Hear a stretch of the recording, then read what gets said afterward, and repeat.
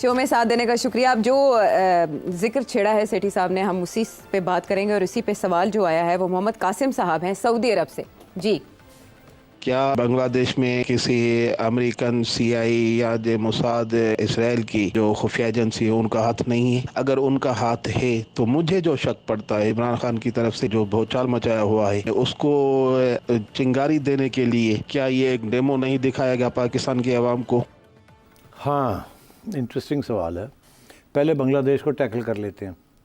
देखिए, मैंने अपने पिछले प्रोग्राम में कहा था कि डोनाल्ड लू जो असिस्टेंट सेक्रेटरी ऑफ स्टेट हैं, जिनके बारे में खान साहब ने बहुत सी बातें की हैं कि उन्होंने रजीम चेंज कराई है यहाँ, और अभी भी खान साहब उस बात पे डटे हुए हैं कि अमेरिका का हाथ था उनकी रिमूवल में, कि उन्होंने इस्टेब्लिशमेंट ख़ुसूसन जनरल बाजवा को के ऊपर प्रेशर था कि इसको ना आने दें, इसको तब्दील करें।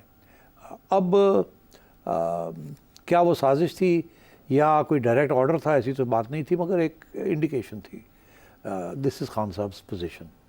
अच्छा, अब सूरत हाल ये है कि बांग्लादेश के अंदर भी लोगों ने ये बात लिखी है, स्पेशली इंडियन कमेंटेटर्स, वो ये कह रहे हैं कि अमेरिका का हाथ है इसमें। वो कैसे है ये नहीं कह रहे कैसे है, और ये भी नहीं कह रहे क्यों है, मगर क्या ये ज़रूर रहे हैं कि डोनाल्ड लू जो है वो आया था, उसने मुलाकातें की थी इधर उधर, और उसके बाद उसका एक रोल भी रहा है अमेरिकन स्टेट डिपार्टमेंट में, रेजीम चेंज जहाँ जहाँ रेजीम चेंजेस हुई हैं या रेजीम को चेंज करने की कोशिश की जा रही है। अब वो अमेरिका का इंटरेस्ट क्या हो सकता है, और अगर इंटरेस्ट है तो किस तरीके से रेजीम चेंज कराएंगे? पहली बात तो ये है कि रेजीम चेंज कराने के तो दो तरीके होते हैं थर्ड वर्ल्ड कंट्रीज़ में।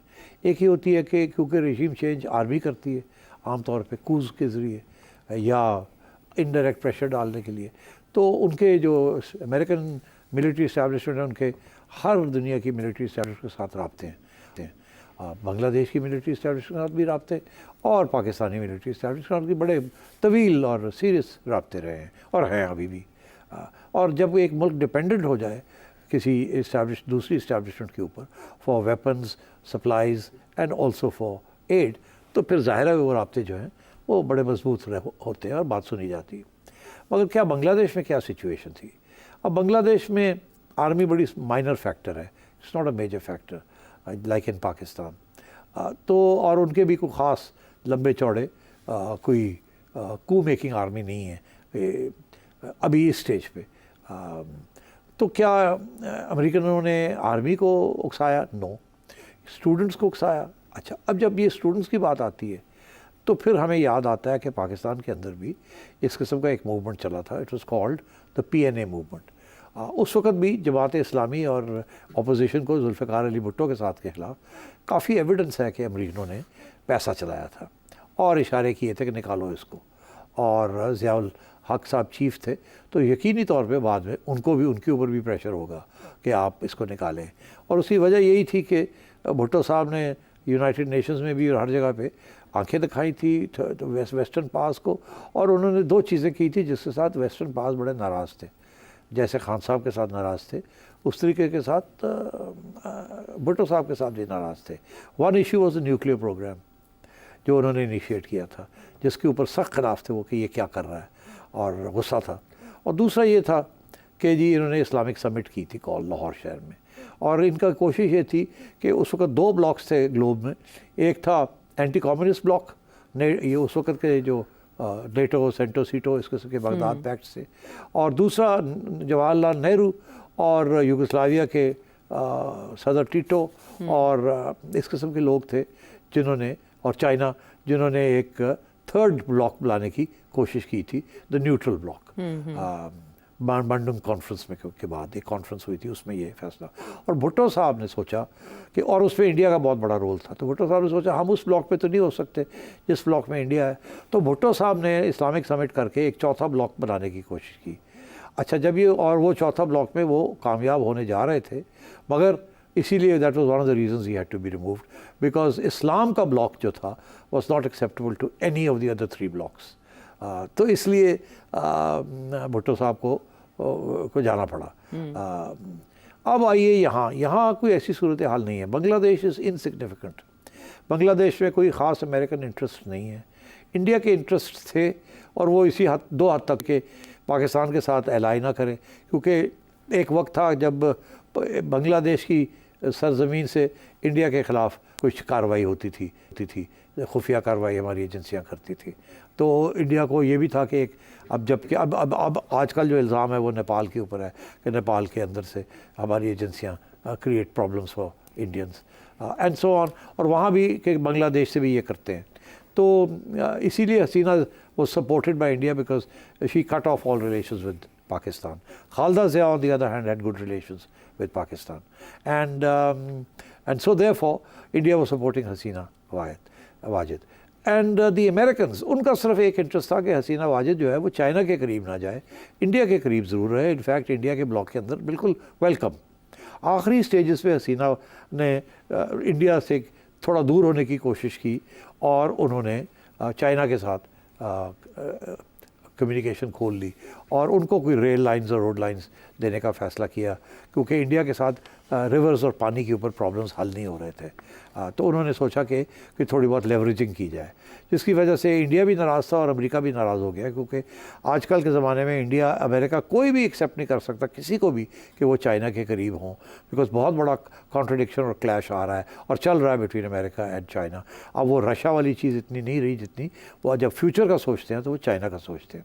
तो इसलिए मैं समझता हूँ कि इसमें ज़रूर ये हो सकता है कि थोड़ा बहुत अमेरिकनों का हाथ हो, मगर कोई एविडेंस नहीं निकली इस वक्त तक। इंडियंस बड़े कन्विंस्ड हैं 2 बातों के।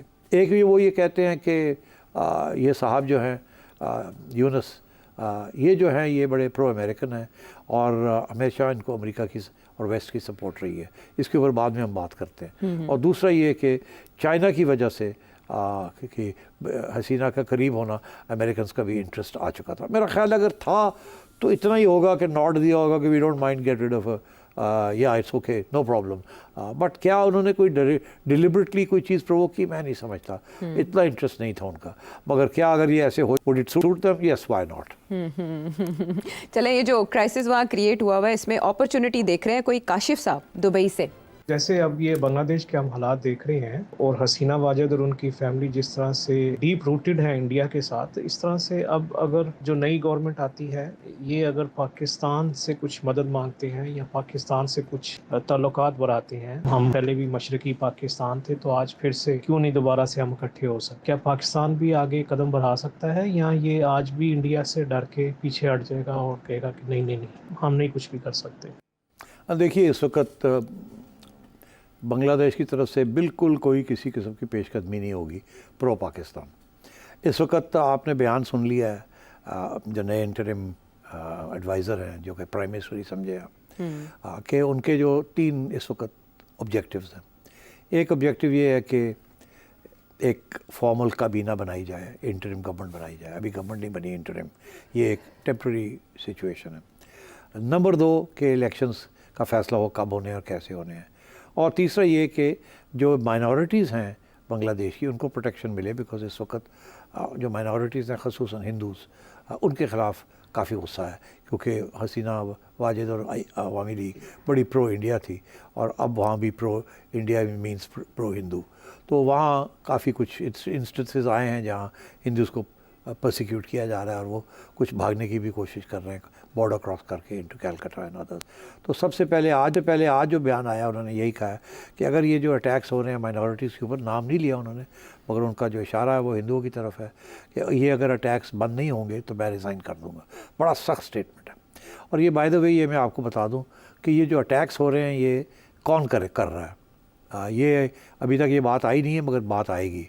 ये वही लोग हैं जिनके ऊपर क्रैकडाउन किया था हसीना वाजिद ने, जो कि बड़े एंटी इंडिया थे, प्रो इस्लाम थे और उनमें जमात इस्लामी सरफहरिस्त है।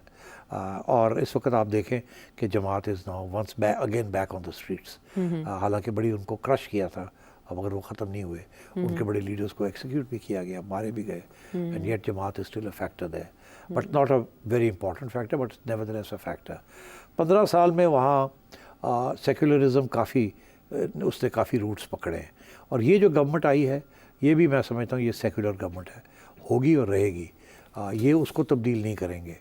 तो इसलिए इस वक्त पाकिस्तान के साथ कोई ओपनिंग क्रिएट करना मेरा ख्याल है वो समझेंगे कि ये this is not the right time. इस वक्त वो इंडिया को कह रहे हैं कि आप प्लीज़ हमें डिस्टेबलाइज ना करें, आप हमें सपोर्ट करें स्टेबलाइज होने में। तो इस किस्म की सूरत में वो कोई ऐसी चीज़ नहीं करेंगे जिससे इंडिया और प्रोवोक हो जाएगा और गड़बड़ डिस्टेबलाइज करने की कोशिश ना करें। तो for the time being I don't think there will be any overtures, but I think in the longer term once a new government is formed, मैं यकीनी तौर पे आपसे ये कह सकता हूँ कि that government will be neutral between India and Pakistan. वो पाकिस्तान के साथ भी तल्लुकात होंगे, चाइना के साथ भी होंगे, इंडिया के साथ भी होंगे, मगर लो की होंगे। ज़्यादा किसी रीजनल पावर को अपसेट नहीं करेंगे, किसी ग्लोबल पावर को अपसेट नहीं करेंगे और किसी एक बास्केट के अंदर अपने अंडे नहीं डालेंगे। And so they will be normalisation of relations with Pakistan, a normalization of relations with India, no dependency but normalization, and continued normalization with the Western powers, because all their exports, which is the base of their economy, are linked to demand in Western countries. तो मैं समझता हूँ कि Bangladesh will opt for a neutral course, and I think China भी यही चाहेगा और India ये तो नहीं चाहेगा कि वो प्रो पाकिस्तान हो जाए, तो वो न्यूट्रल जो है वो it will accept that, because India के ख़िलाफ़ वहाँ बहुत बड़ी अब एक सेंटिमेंट है नई पौध के अंदर। उसकी वजह यही है कि जितना तशद्दुद हुआ है अवामी लीग ने किया वहाँ, वो इंडिया के सपोर्ट के साथ किया है वहाँ, इसलिए India is now on the hook. India will have to tread very carefully. मगर इंडिया का यही मसला है कि इंडिया ने हमेशा हर जगह पे ओवरबेयरिंग प्रेजेंस करने की कोशिश की है, डोमिनेट करने की कोशिश की है, हेजमनी करने की कोशिश की है। इसीलिए श्रीलंका भी डामाडोल हो गया, वो भी दूर हो रहा है, नेपाल भी दूर हो रहा है, मालदीव्स चला गया, पाकिस्तान चला गया, अब बांग्लादेश भी चला गया। एंड इंडिया के अंदर खुद ये कॉमेंट्री हो रही है कि नरेंद्र मोदी की foreign policy has been a disaster. और जो बांग्लादेश के नए, उन्होंने भी कहा है कि भारत को रिव्यू करने की ज़रूरत है अपनी पॉलिसी। बहरहाल बांग्लादेश में तो चल रहा है डोमिनो इफेक्ट, इस्तीफों पे इस्तीफे आ रहे हैं, लेकिन सम का तयन होना भी बाकी है। मुमकिन मुस्तकबिल क्या हो सकता है, आपने जाना। अगले प्रोग्राम तक के लिए इजाज़त दें।